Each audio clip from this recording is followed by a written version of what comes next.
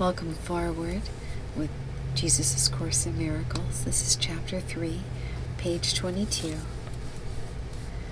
Questioning illusions is the first step in undoing them. The miracle or the right answer corrects them.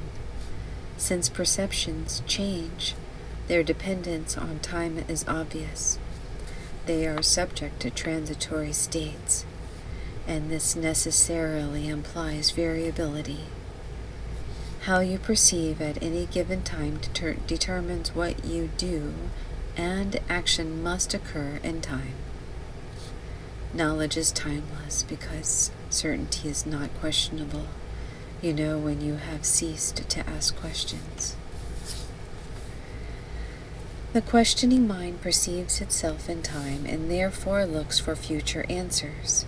The unquestioning mind is closed because it believes the future and present will be the same.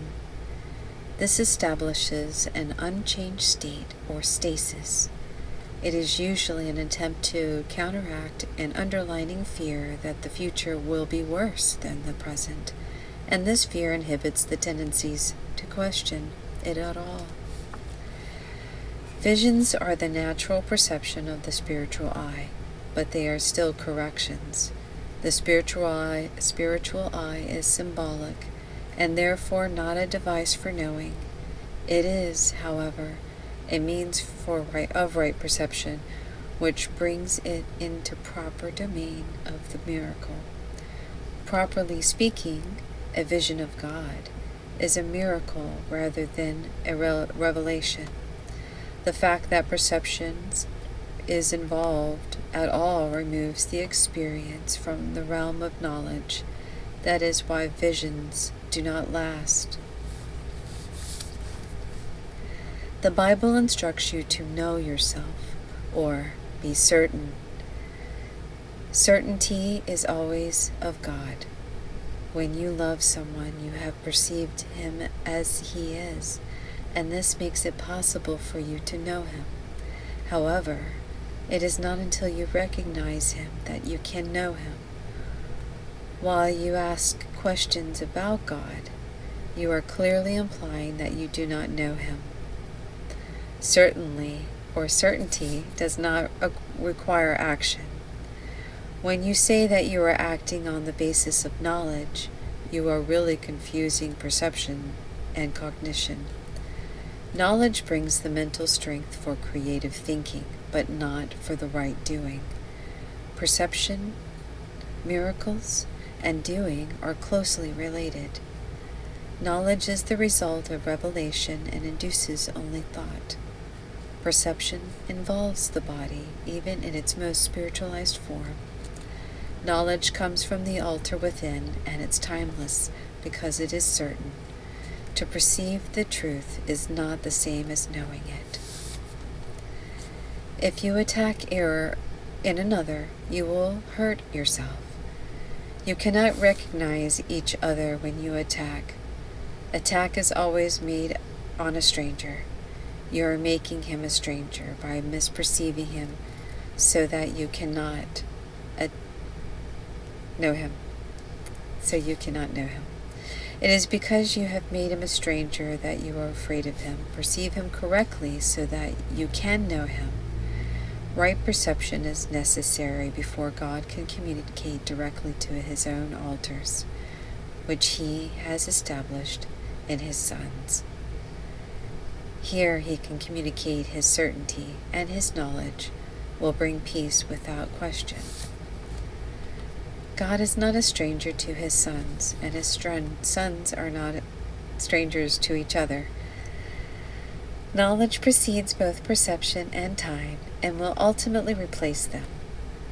That is the real meaning for the biblical description of God as Alpha and Omega, the beginning and the end. It also explains the connotations.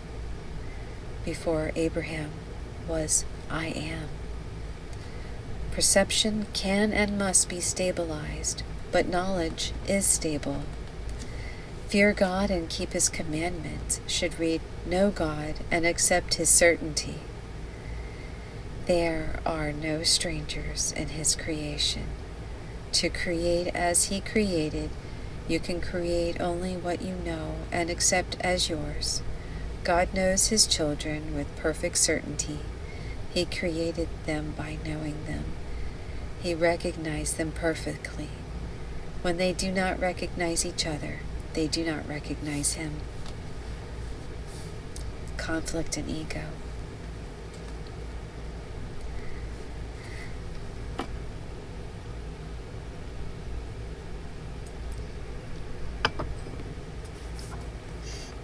The abilities man now possesses are only shadows of his real strengths. All of his functions are equivocal and open to question or doubt. This is because he is not certain how he will use them. He is therefore incapable of knowledge, being uncertain. He is also incapable of knowledge because he can perceive lovelessly. He cannot create surely because his perception deceives. Perception does not exist until the separation has introduced degrees, aspects, and intervals. The soul has no levels, and all conflicts arise from the concept of levels. Only the levels of the Trinity are capable of unity. The levels which man created by the separation cannot but conflict. This is because they are essentially meaningless to each other. Freud realized this perfectly, and this is why he conceived the different levels in his view of the psyche as forever and irreconcilable. They are conflict-prone by definition because they wanted different things and obeyed different principles. In our picture of the psyche, there is an unconscious level which properly consists only of miracle abilities and which should be under my direction. This is also a conscious level which perceives or is aware of impulses from both the unconscious and the superconscious. Consciousness is thus the level of perception, but not of knowledge. Again, to perceive is not to know. Consciousness was the first split that man introduced into himself. He became a perceiver rather than a creator in the true sense. Consciousness is correctly identified as the domain of the ego. The ego is a man-made attempt to perceive himself as he wished to be, rather than as he is. This is an example of a created-creator confusion we have spoken of before. Yet man can only know himself as he is, because that is all he can be sure of. Everything else is open to question. The ego is the questioning compartment of the post-separation psyche, which man created for himself. It is capable of asking valid questions, but not of perceiving valid answers, because these are cognitive and cannot be perceived. Thus ends page 22.